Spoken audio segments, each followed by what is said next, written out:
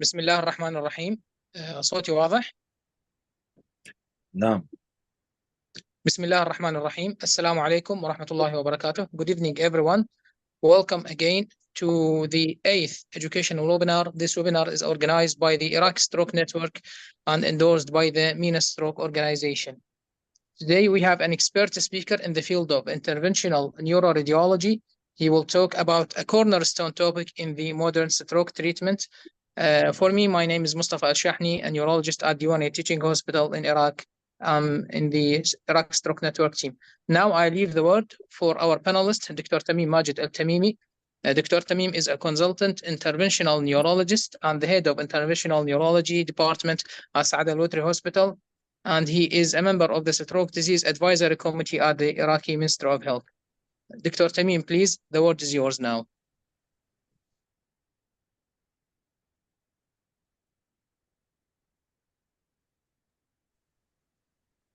Dr. Tamim, are you with us?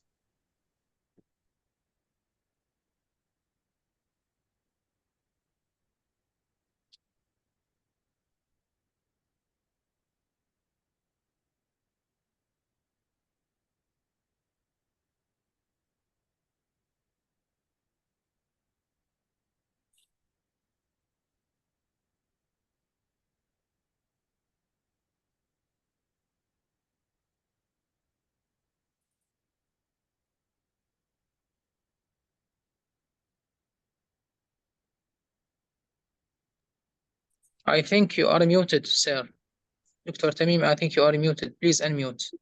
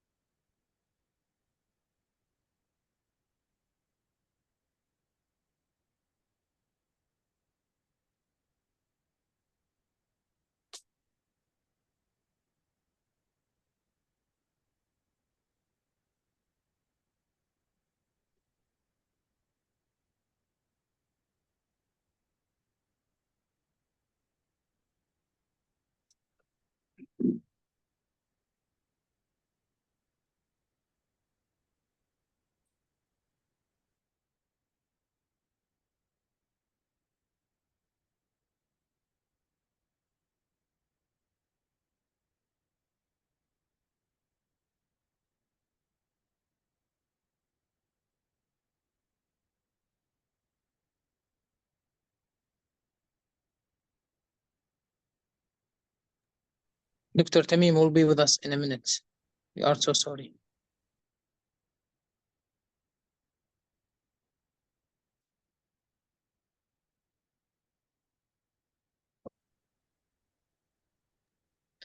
Welcome, Dr. Tamim. Thank you for joining us. Sorry for delay. No problem, sir. You can proceed. 1 minute. Is my picture clear?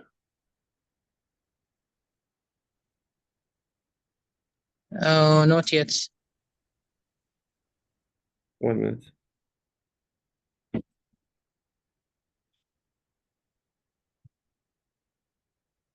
Now? Yes, very good. Okay. Welcome, everyone, in our webinar through the Iraqi Stroke Network. I would like to thank everyone for participating. Our guest today is Dr. Mostafa Mansour. He is a Dr. Mostafa Farid, sorry, Mostafa Farid. He is a professor of interventional neuroradiology from the University of Ainshams. He is the head of Department of Interventional Radiology. He is one of the pioneers of Arabic world about the interventional neurology and supervising many research about the master and doctoral research for a master and doctoral degree in higher education. He works in the hospital of Ainshams and also in many other Egyptian governors. I would like to invite him to give his lecture today about the treatment of stroke through interventional radiology procedure. Thank you, sir. Thank you, sir, very much. Now we invite Dr. Naqa to tell us about the Q&A section. دكاترتنا الأفاضل، زملائنا وزميلاتنا الأعزاء، السلام عليكم. Welcome in our 8th webinar of Iraqi Stroke Network. I'm Dr. Naqa from Neuroscience Hospital. I'll be the director of your question to Dr. Mostafa Farid. Please be free to ask any question in the chats below or choose the button of raising hands for comments after the end of the session. أهلا وسهلا مرة أخرى. شكرا دكتورة نقاء. Thank you. Thank you very much. Now we proceed the mic to Dr. Mostafa. Just let me share the screen, sir. Thank you very much. I'd like to thank you, Dr. Mostafa, Dr. Tamim, Dr. Naqa, for your welcome. And I hope this lecture is useful to all of you. This lecture is intended for the intermediate interventionist.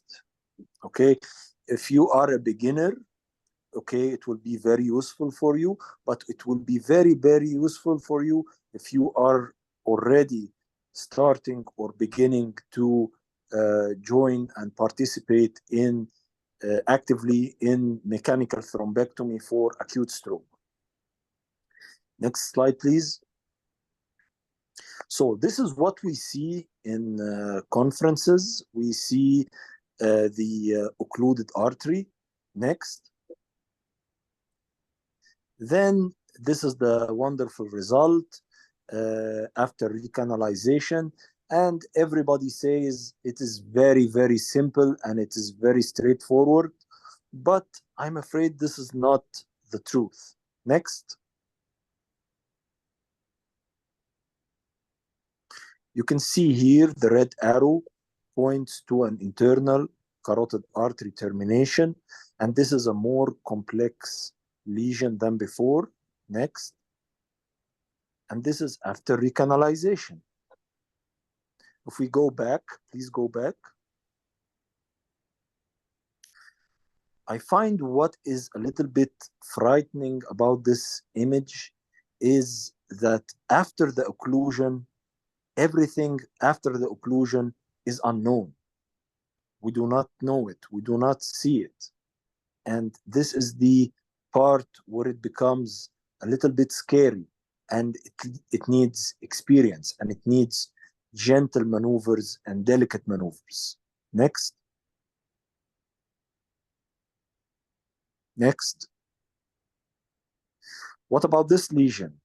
This is a lateral view showing an internal carotid artery supraclinoid segment occlusion, and above all of this is unknown. Next. This is after the recanalization. Next. Another case, we can see on the right-hand side, total occlusion of the beginning of the internal carotid artery. And the other image shows the result of the treatment. So all of this is unknown. So you have to have like a very, very clear mind process what to do to obtain the best results. Okay, let me start now the lecture. Oh, this is an image. It's not from Google, it's from my camera. And this is a city in Egypt. It's called Alexandria. For those of you who have not visited Egypt, I will post a few photos from my camera to make you feel at my home. Next. Okay, what is the golden step before you attempt to do mechanical thrombectomy? You have to arrest the flow. There must be no flow in the arteries. Why is that? Because when you are pulling the thrombus out, this is in the opposite direction of the blood flow. So it will be more efficient and more easy if you arrest the flow. In Europe and in the USA, they use a balloon guiding catheter to do this. In Egypt, we have balloon guiding catheters, but they are very limited and also very expensive. So we use a method by using a regular guiding catheter, but it has to be a very big guiding catheter, like an 8 French guiding catheter. And we climb up and wedge it in the petrous segment of the internal carotid artery, so we achieve arrest of flow. This maneuver is very good to arrest the flow, and I find it more simple than the balloon guiding catheter. Next. This is the image we see in the books and in the YouTube videos online on how stent retrievers remove or take out the clot. This could be right, but there is a better way to do this. Next. If we compare this image to the previous image we just saw, the clot here is situated in the proximal part of the stent retriever. And this is a very, very important point to do, because when you pull the clot, part of the clot will be fragmented and it will fly away. If you have a considerable distal length of the stent retriever, this distal length will catch the clot. Let's go back to the previous image. Now let's go back to the next image. I think you can see the difference and understand me. Next. Okay, another point on how to be efficient. Some articles, like this article in the American Stroke Association, they suggested that you land your stent retriever in the more straight artery, in the lower branch or in the parietal branch, because this will achieve a more straight configuration of the stent retriever, and it will allow you to remove better and engage better with the clot. So when you pull it back, it will pull back the clot. Next.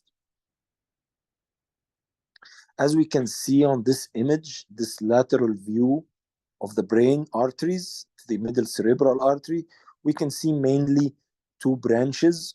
One branch directed towards the frontal lobe, and we can see two other big branches directed to the parietal and temporal lobes. The article suggested if you want to do a successful thrombectomy, you have to choose the most straight branch of these. Yes, like you are pointing. Thank you. Next. And this is a very interesting article from Turkish doctors. Next. This article suggested that it does not have to be the straight branch, the more straight branch, but it has to be the more dominant branch. In the middle cerebral artery anatomy, we usually have a bifurcation, superior branch and the inferior branch. And these branches supply the frontal lobe and the temporal lobe. Regarding the parietal lobe, it could be supplied one time in one patient by the superior branch and in another patient by the inferior branch. So one patient could have a superior dominant branch and the other patient could have an inferior dominant branch. And Another patient, a third patient, he could have a trifurcation. So the Turkish doctors suggested that the successful pass happens when you place your stent retriever in the dominant branch. Of course, if you remember the beginning of my lecture, we don't know that because there is an occlusion, and beyond the occlusion, everything is unknown. Next. This is a picture from Upper Egypt, the south of Egypt. You can see the River Nile. Sorry, next. Okay, as we said, after the occlusion, everything is unknown. So I suggest you read this article to know what to expect. Next. This article has lovely illustrations of the different variants of the middle cerebral artery. I will focus on a few of them. In the middle row, we can see a codominant, superior and inferior division. The next one, we can see a dominant superior division. The third one, we can see a dominant inferior division. And if we go to the lower row, we can see a trifurcation. So we need to know what to expect because all of this is unknown beyond the occlusion. Next. So it is always a smart idea. We always tend to use the Townes view or the cranial AP view when we do a mechanical thrombectomy. So when we land our stent retriever in the middle cerebral artery, it is always a smart idea to switch into lateral view. So you can see your stent retriever. If your stent retriever is pointing posterior, then it is in a parietal or a temporal branch, a more straight branch. If it's pointing anteriorly, it is in a frontal branch. Next. This is another maneuver we use to enhance our efficacy. It is called the push and fluff technique. What does that mean? It means that we do not unsheath the microcatheter to open the stent retriever, but either we open a little bit of the stent retriever by unsheathing, then we push on the wire of the stent retriever, and this will automatically unsheath the stent retriever, and it will make it very, very compact, and it will make it very much aligned to the wall. So it could engulf any embolus or any thrombus inside. Next. So this is the difference between a regular technique and the push and fluff technique. You can see on the image marked by the OK sign or the right sign that the stent retriever is fully opened and it is engaged properly by the thrombus. People also advise to leave the stent retriever for 2, 3, or 5 minutes in order it would expand by its metal memory. Next. This is a photo of me and my baby. We are in North Coast. It's a new city we have in Egypt called New Alamein. It's very fabulous. Next. Okay, not every clot we encounter are fresh and soft clots and are easy to retrieve by stent retrievers. Some clots are usually hard, and we call them fibrin-rich clots. Blood clots mainly have two components. They have red blood cells, and they have fibrin. If you have more fibrin in the clot becomes more hard and it becomes more sticky and it becomes more difficult to pull back by your stent retriever. Next. So what would you do if you do multiple passes, like 3 passes, 4 passes, 5 passes, and in each pass you do something different? One pass you do it from the superior branch, the other pass you try the inferior branch, the third pass you try again the superior branch, and it does not work. The occlusion does not change. This could be a sticky thrombus or a sticky embolus. What you have to do now is use 2 stent retrievers. I call this using the big gun because it usually works. Almost always it works. And this technique, we learned this technique from our dear professor René Chapeau from Essen. Next. We have 2 techniques to do this. We open the stent retriever, the first one, then we insert the next microcatheter into the other branch, the inferior branch, then we open the other stent retriever. The other way, the parallel stent technique, is we place the 2 microcatheters in both branches of the MCA bifurcation, and we simultaneously open the stent retrievers. So the embolus, it will be sandwiched between these 2 stent retrievers, and this will increase your efficiency very, very, very much. I remember when I was a little kid and when I lose my toy or ball underneath the bed, I would get the broomstick and try to push the ball so I can grab it with my hand. Imagine if I have 2 broomsticks, it would be much easier to retrieve a hard to retrieve subject. I prefer the parallel stent technique. Next. Okay, not every occlusion is an embolus.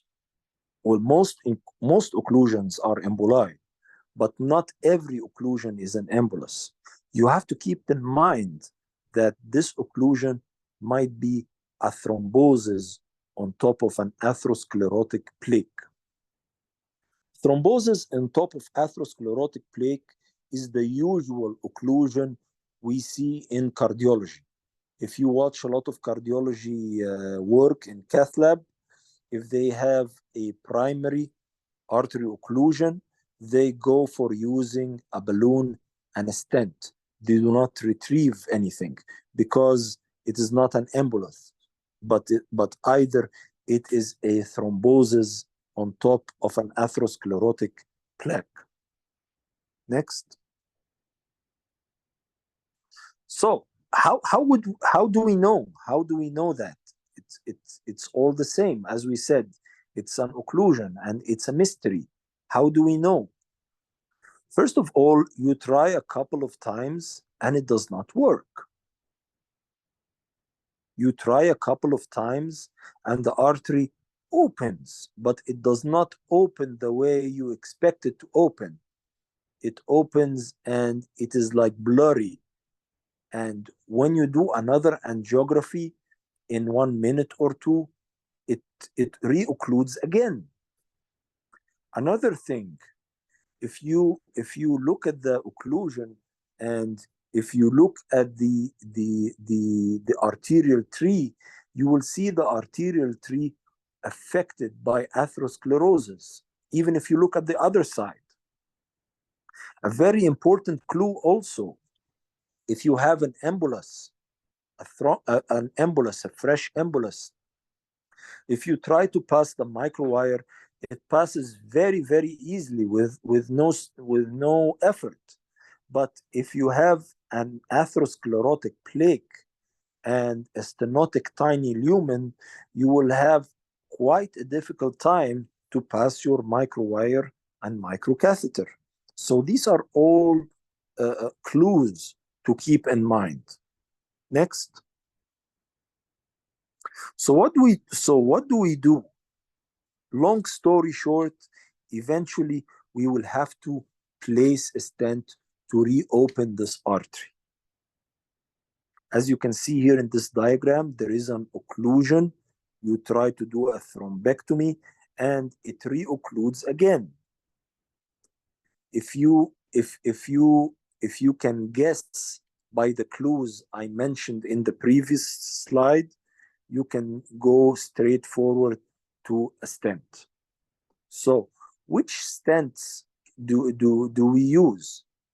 Best stents, of course, are coronary stents. And the more short the stent and the more small in diameter, it will be easier to push and it will have better trackability and you can deliver it to the site of the occlusion. Of course, when you tend to use a coronary stent, you have to use your guiding catheter, your 8 French guiding catheter, and you have to use a 6 French intermediate catheter because it could be very, very difficult to push a coronary stent across the siphon. If you are not comfortable to use a coronary stent, you can start by using a very small coronary balloon. It will reopen the stenosis and you can place a self-expanding stent like, for example, a detachable solitaire, or it could be a Neuroform Atlas stent. These are examples. Next.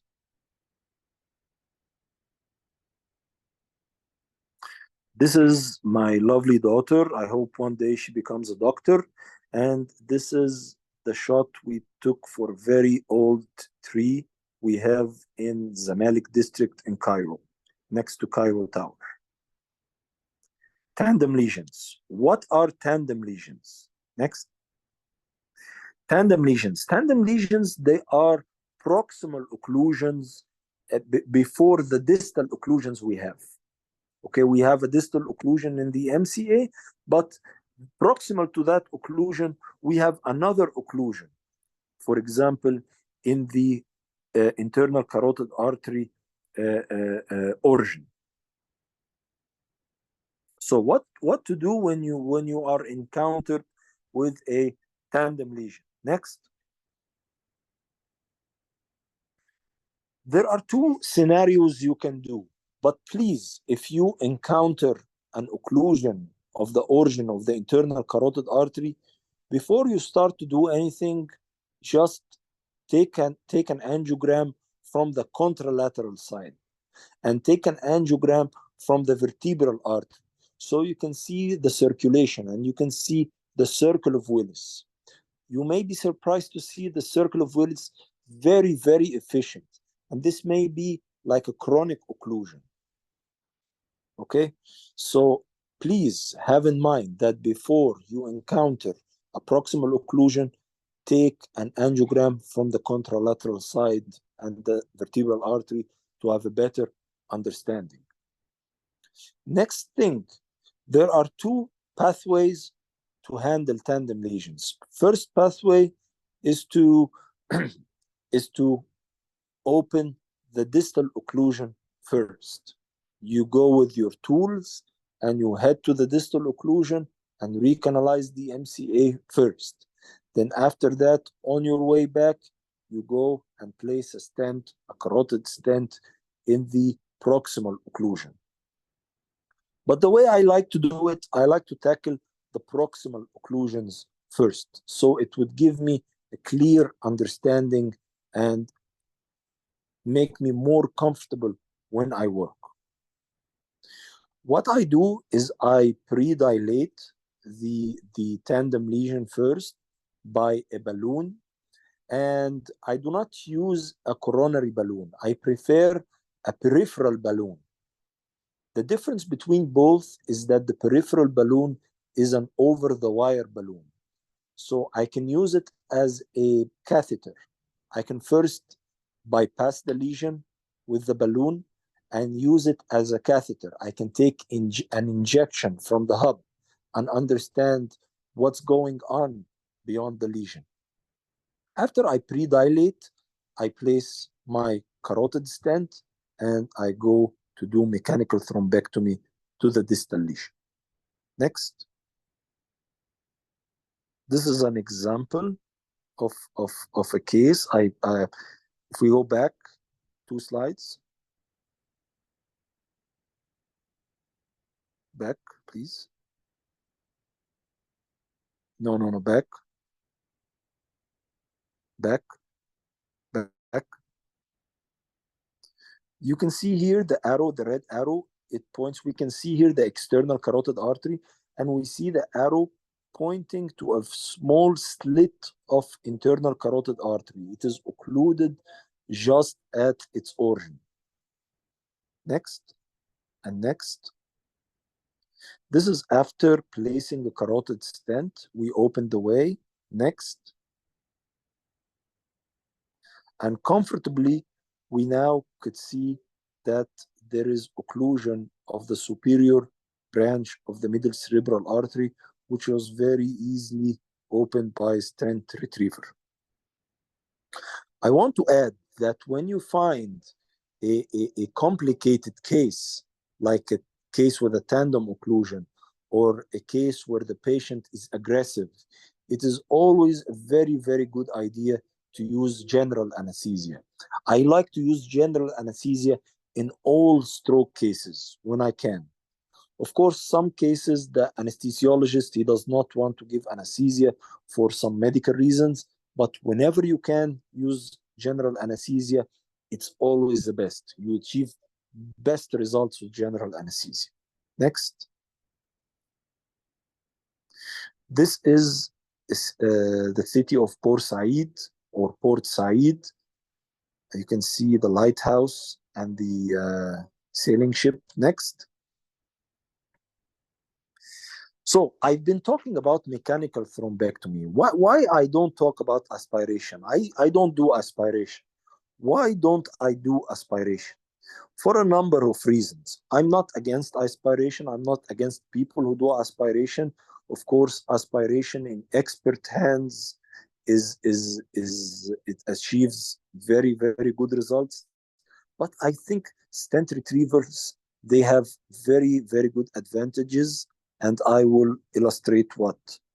In aspiration, you have to be in very close contact to the embolus in order to aspirate it.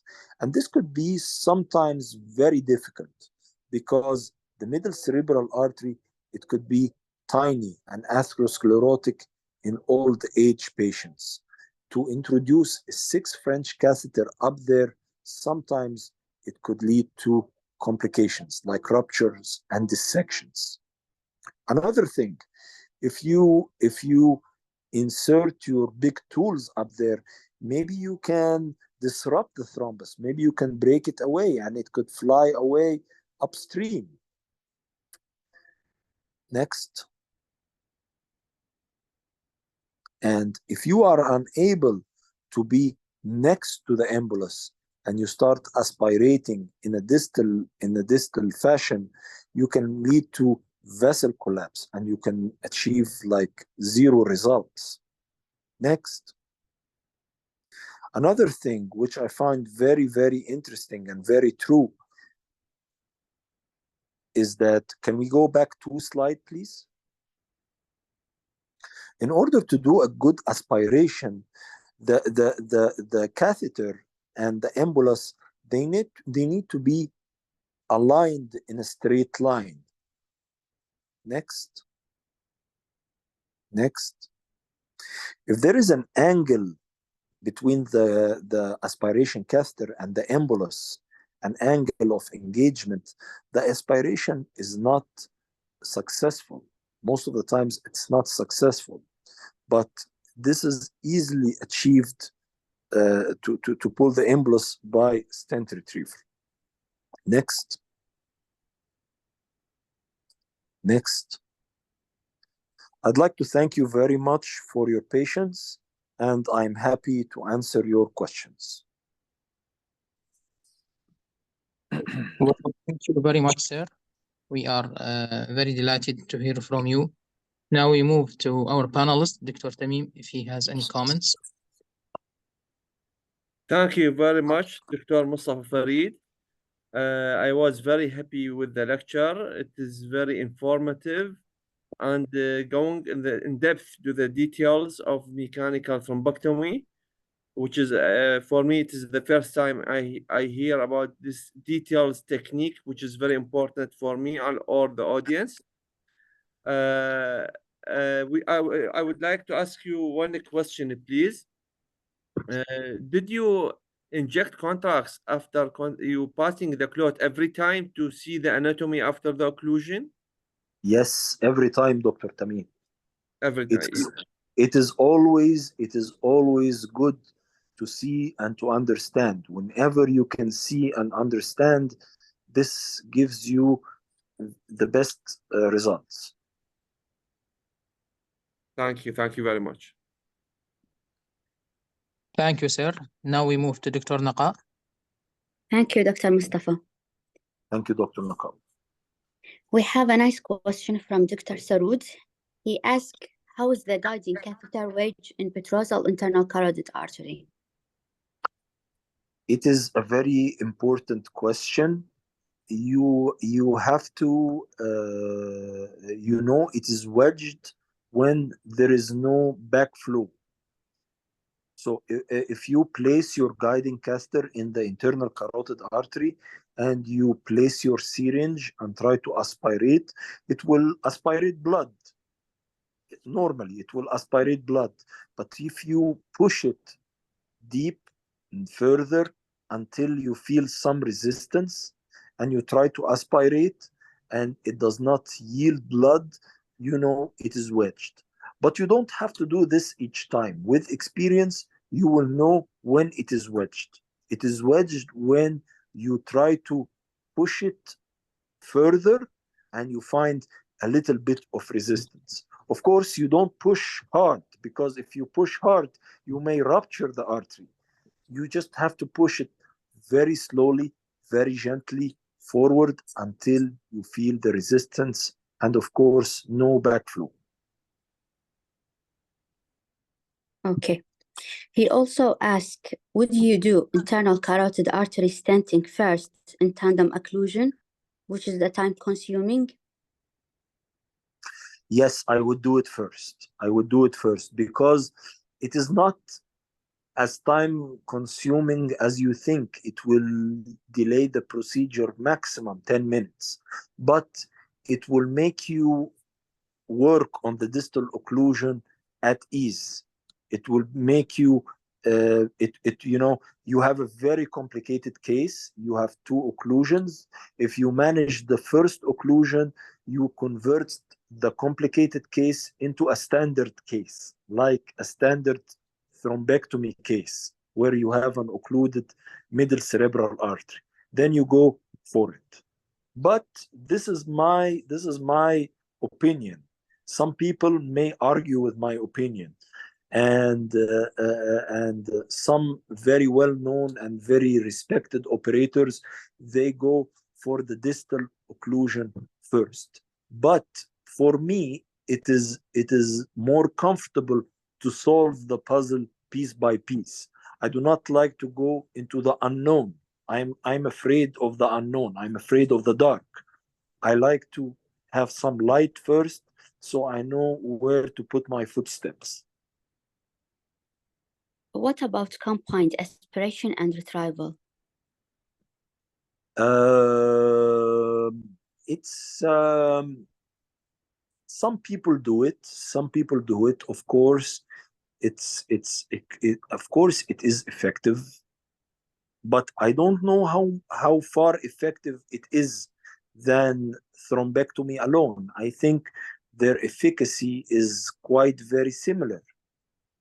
And in the Arab world, like in Egypt, Iraq, our patients, they usually pay from their pockets.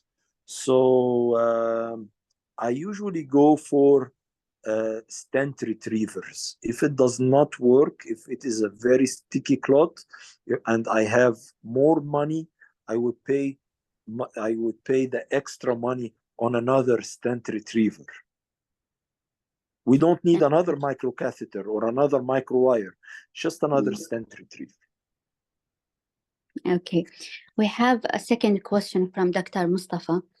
He asked, after putting a stent, how long you maintain patient on antiplatelets and what medication you recommended? Yes, this is a very, very important question, and this was the nightmare we faced about placing stents, because we all fear the hemorrhagic transformation that happens after thrombectomy. But I learned this from a friend of mine in cardiology. If you are placing a stent in a wide caliber artery, like the internal carotid artery, it's like 6 millimeter or 7 millimeter artery, you don't need to be very aggressive on antiplatelets. So it's very much enough to use like a single antiplatelet, 150 milligrams of aspirin for like 48 hours. Then you can add another antiplatelet like clopidogrel 75. Regarding my regimen, I use double antiplatelet, clopidogrel and aspirin for 3 months. Then I stop the clopidogrel and I use the aspirin for life. Great. He asked also, do you use intra-arterial thrombolysis?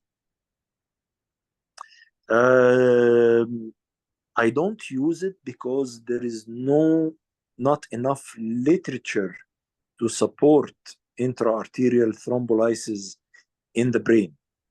So you cannot do something you don't have lots of info about. So if your colleague or if a relative of the patient asks you, why did you do this technique? Or what is the risk factors of this technique? I think we have very, very limited data from literature about intra-arterial thrombolysis. But my personal gut experience says it is a very strong and it's a very important tool to use. And I think it is much safe as we think it is. I think it is not as much, dangerous as we think it is. It is somehow, it could be somehow safe. Okay. A question from Dr. Tamim. He asked, if the patient receives actylase, can you go for stenting in tandem lesions? Yes, of course, no problem, yes. And the good thing about actylase, it has a very short half-life, so I don't see any problem. We treat lots and lots of patients with by thrombectomy who are pre-given actylase. It's no problem. We have 2 questions from Dr. Zaid. He asked the usual guiding catheter. I go for Guider Soft Tip by Boston Scientific. This is the 8 French, of course. As I said, this is my go-to catheter. He asked also, what's the preferred intermediate catheter? Intermediate catheter, if I'm going to use a stent, I prefer in any intermediate catheter length 115 centimeter. I use the CAT from Stryker. It's a very good intermediate catheter, and I like the CAT from Stryker for a particular reason. It has a connection, Y connector, short Y connector. So you can use this short Y connector. It gives you more length for the device you are going to use in the intermediate catheter.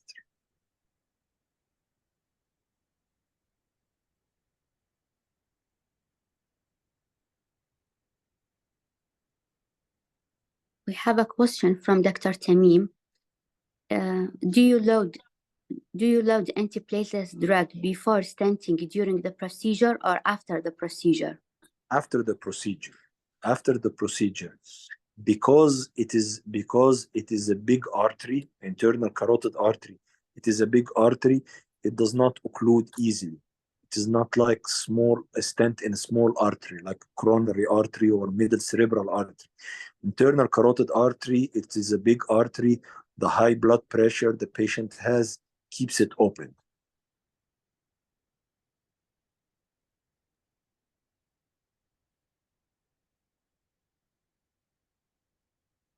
We have a question from Dr. Zaid. Do you use heparinization during the procedure? Yes, always. It is very, very important because you are using lots and lots of tools.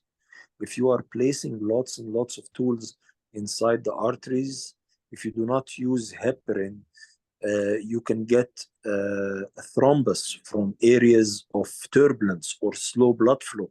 So you should have heparinization.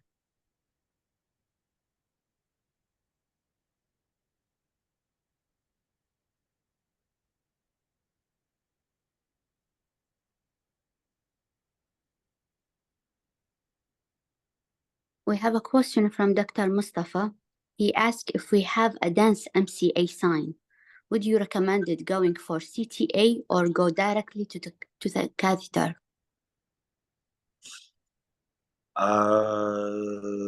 More important than dense MCA sign is the efficiency of the emergency neurologist doctor. I go to the catheter directly if my neurology colleague tells me it is a major occlusion. By examination, he can know if it's a major occlusion. But best scenario I like, or best scenario applicable for Egypt, I don't know the situation in Iraq, but this is the best case scenario applicable in Egypt, is we go for MRI stroke protocol. MRI stroke protocol has diffusion weighted images and it has MRA. The good thing about MRI in Egypt, we have nearly an MRI machine in every hospital. We have lots and lots of MRIs in Egypt, more than you can imagine. Each hospital we have an MRI. And the radiology technicians, they are very, very well trained to use the MRI. And the MRI stroke protocol, it is a short protocol. It does not exceed 10 minutes. And it is good because sometimes when we have a patient with stroke and that patient is somehow obese, we do not need to insert like a wide bore cannula in a vein. We can just use the phased contrast MRI or arterial spin labeling to achieve good image of the arterial tree. So I prefer MRI. It answers a lot of questions, especially diffusion, flare, MRA. It answers a lot of questions. But priority first, the gold standard for, or the maestro of the stroke team is the emergency neurologist. Okay. We have a question from Dr. Ahmed. Is continuous heparinization saline enough, or you use a full dose of heparin? I don't use heparinized saline. I just used full dose heparin, intravenous heparin. It is the thing we know. I want 5,000 units of heparin. It is easy to calculate and it's easy to manage and it's easy to reverse. But heparinized saline, you cannot calculate it as much as intravenous heparin.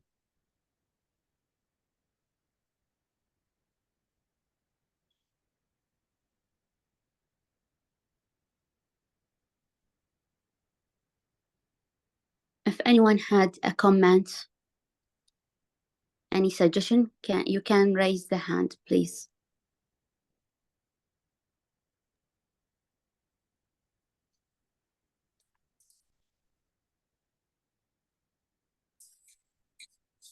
I think this is the end of question. Thank you, Dr. Mostafa. Thank you, Dr. Thank you. Mustafa. Thank you very much. Thank you, Dr. Mustafa. Thank you. It's a pleasure. It's a pleasure to be here. Thank you, Dr. Tamim. طبعا دكتور مصطفى انا بدي احكي بالعربي، احنا كنا نعرف عربي. شكرا جزيلا لحضورك. طبعا الصور اللي شاركت وياهم من عائلتك الكريمه سلامي لهم واحد فرد، وكانت محاضره جدا ممتعه حقيقه، خصوصا بالنسبه لي افادتني كلش هوايه، وان شاء الله هاي المحاضرات تتكرر اكثر من مره باللقاءات مستمره ويا حضرتك. إن شاء الله يا فندم، وأشكر حضرتك جدا وأشكر دكتور مصطفى، وبصراحة أنا يعني استمتعت جدا واستفدت بأسئلة حضراتكم، ويا رب يبقى لنا نصيب نتكلم على الاي في امز في محاضرة أخرى إن شاء الله بإذن الله. ان شاء الله نتمنى تفرغ لنا من وقتك الكريم. إن شاء الله يا فندم، إن شاء الله، إن شاء الله. شكرا جزيلا. شكرا يا فندم، شكرا يا فندم، مع السلامة، أمان الله. شكرا جزيلا. Thank you for waiting for the end of the webinar, and we would like to inform you about our upcoming event, the first Iraqi Stroke Conference, inshallah, at the end of the year or the next year. And we invite you to follow the Iraqi Stroke Network on the social media and invite you to become part of the network by registering yourself. And have a good night. Thank you very much.